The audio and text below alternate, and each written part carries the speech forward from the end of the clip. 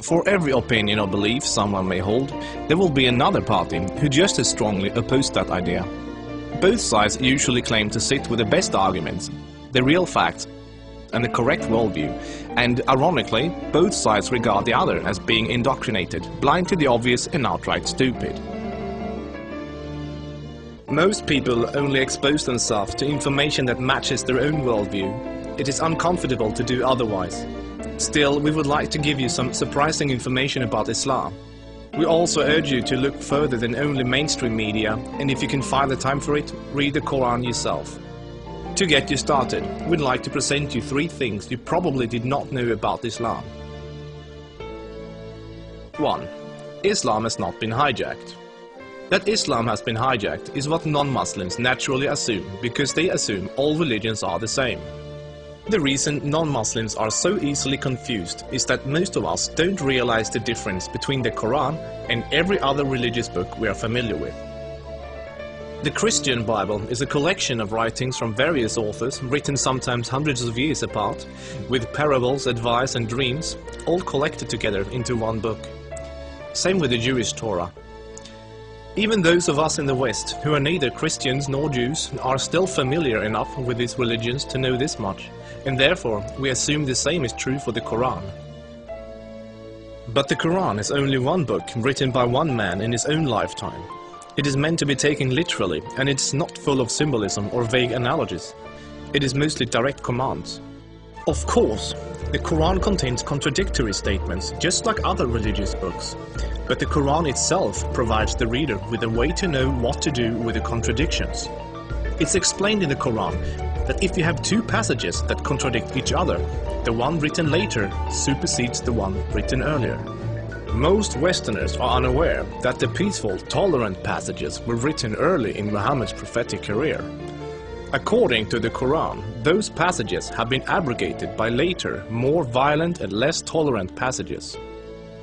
So, when most Westerners hear jihadists quoting violent passages from the Quran, and then peaceful Muslims quoting peaceful passages, they interpret that the way they would if someone was quoting the Bible or the Torah.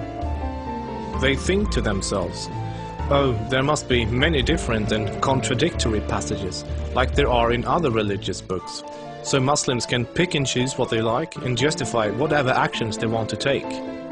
But the Quran is nothing like that. There is no picking and choosing. It says very explicitly and in no uncertain terms that a Muslim must not alter or ignore any part of its very clear and direct message, or they will burn in a fiery torment forever.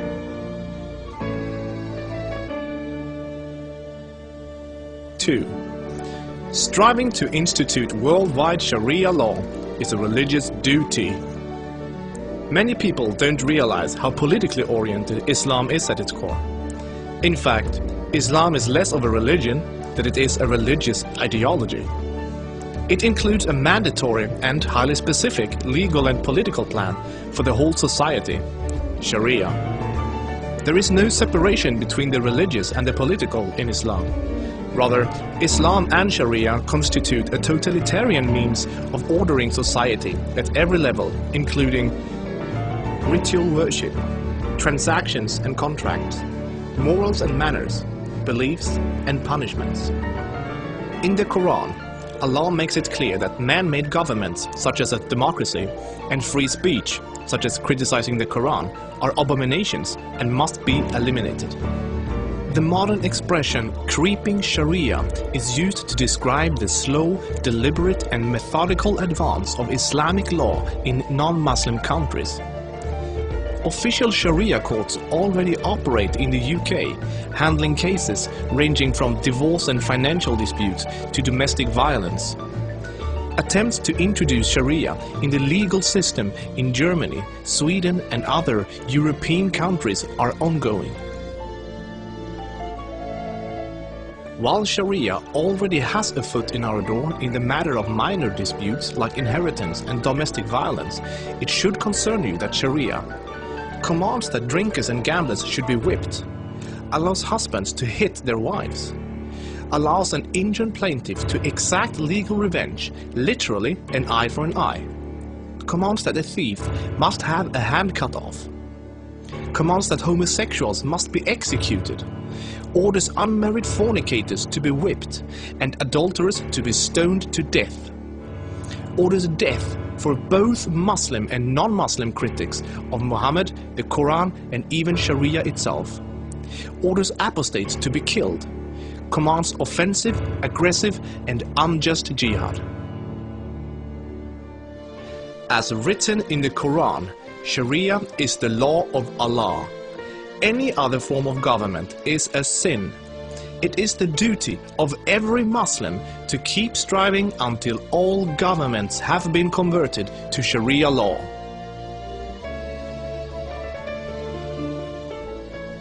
Three, Muslims are allowed to deceive non-Muslims if it helps Islam. For non-Muslims, this principle, called taqiyya, is another surprising concept of Islam. While most other religions speak highly of truthfulness, the Quran instructs Muslims to lie to non-Muslims about their beliefs and their political ambitions to protect and spread Islam. There are many examples of today's Islamic leaders saying one thing in English for the Western press and then saying something entirely different to their own followers in Arabic a few days later. Deceiving the enemy is always useful in war, and Islam is at war with the non-Islamic world until the whole world follows Sharia law. All non-Muslims living in non-Islamic states are therefore enemies. So deceiving Westerners is totally acceptable, even encouraged, if it can forward the goals of the spread of Islam.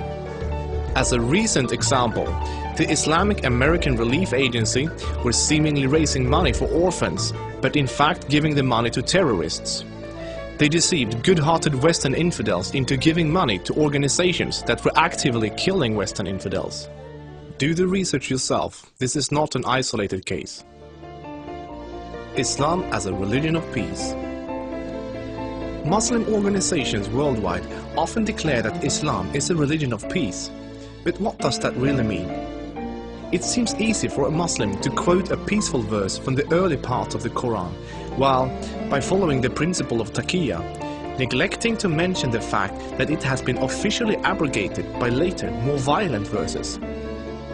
According to the Quran, the world will be at peace only when Islam and Sharia reign in every country, and never until then. This is why every Muslim can truthfully say that Islam is a religion of peace. If any of these points took you by surprise, then there is surely much more you still don't know. This subject will affect you in the near future, so take the chance to inform yourself now before it does.